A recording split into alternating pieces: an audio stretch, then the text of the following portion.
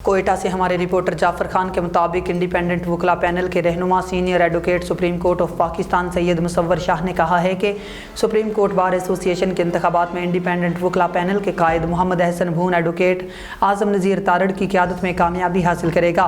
उन्होंने कहा कि इंडिपेंडेंट वकला पैनल के सदारती उम्मीदवार सैयद अमजद शाह एडवोकेट और दीगर अहदेदारान की जीत कन्फर्म।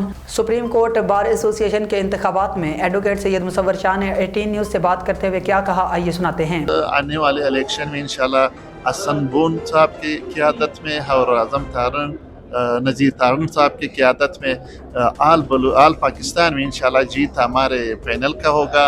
बलूचिस्तान का जो सिचुएशन है, यहाँ पे हम सुप्रीम कोर्ट बार के जितने भी वकील हैं इंशाल्लाह मेजॉरिटी से हम जो है इस अपने पैनल को सपोर्ट करते हैं और जो यहाँ पे सुप्रीम कोर्ट के जितने भी वकला है हम उनसे राबिते में हैं। इंशाल्लाह जीत हमारे पैनल का होगा। ये जो हमारे कैंडिडेट से जितने भी कैंडिडेट से बारीक अक्सरियत से जीत होगा, ये हसन बोन और आज़म